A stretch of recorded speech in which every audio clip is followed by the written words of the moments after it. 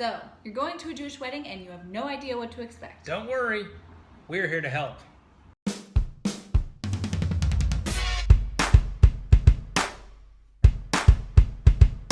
First thing you'll notice is that all the guys are wearing this funky little hat. These things are called yarmulkes or kippot and serve as a reminder that God is above you. Though it's considered respectful to wear one during the ceremony, know this, non-Jews, you are under no obligation to do so. Most traditional Jewish weddings start with something called a smorgasbord. This is basically a food free-for-all. Imagine throwing breadcrumbs to pigeons in the park, but in this case, the breadcrumbs are cocktail franks and the pigeons are mildly overweight men in suits. During the smorgasbord, there are two funky traditions taking place: the bedekin and the chassan's tish. The bedekin, also known as the veiling ceremony, is where the bride sits on a massive throne of flowers waiting for guests to offer their praise. It's like the Red Wedding, but without the murder.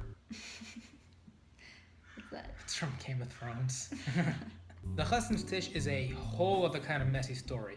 The purpose of it is twofold. One, it's where the ketubah, also known as the Jewish legal marriage document, is signed, and more on that later. And two, it gives all the guys the opportunity to get together, sing, party, and just indulge in gratuitous amounts of alcohol. Once the ketubah has been signed by the groom and two witnesses, the groom's entourage parade him over to the bride, where he checks to make sure that she is the woman he actually intends on marrying. Then he places the veil down over her face. Think of this as the groom's last chance to say, you know what? No thanks. I'll just take my chances on J-Day. Hey.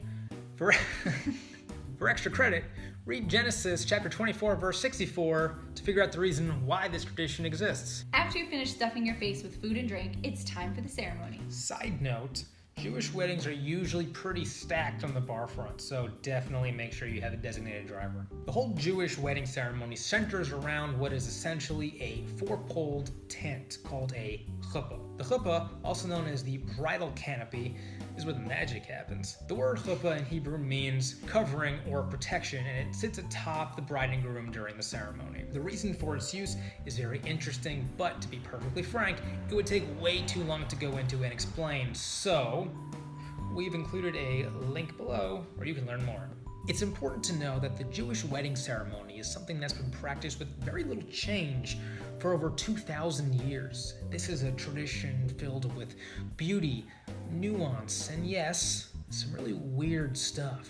During the ceremony, a few fun things happen. Number one, once the groom is under the chuppah, he dons a white garment known as a kittel. This white garment symbolizes purity. Number two, after the bride has made it to the chuppah, she circles the groom 7 times. Number three, the ketubah is read aloud. The ketubah reads like a mix between a constitutional amendment and a bill of sale, so to call it unromantic would be the understatement of the year. It's usually read quickly, efficiently, and in its original Aramaic, a language that literally nobody speaks anymore. Number 4, 7 blessings are recited to the bride and groom by close family and friends. In Hebrew, these are known as the Sheva Brachot. You can read a translation of these in the link below.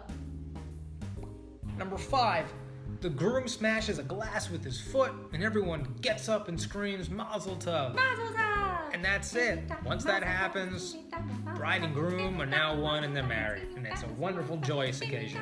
And once it's all said and done, guess what? It's time to eat more, drink more, and party! And by party, we mean dance endlessly in a circle. For those new to Jewish weddings, circle dancing is the linchpin of fun. The horror music's blasting, everybody's dancing in all sorts of weird ways. But don't freak out. Embrace your inner weird and get in there. Join the party, get sweaty, lift the bride and groom up on a couple chairs, and then regret everything the next morning when your calves are sore and that same song is stuck in your head. This is a cry for help. I can't take it anymore. Please, for the love of God. During the horror, something magical happens. The shtick. This is when all the guests get to perform their sick dance moves for the bride and groom and, by proximity, everybody else in attendance. Let your freak flag fly. And there you have it. A Jewish wedding in a matzo ball-shaped nutshell. Mazel Mazel tov! Simin tapa, mazel tapa, simin tapa, mazel tapa, simin tapa, mazel tapa, simin tapa.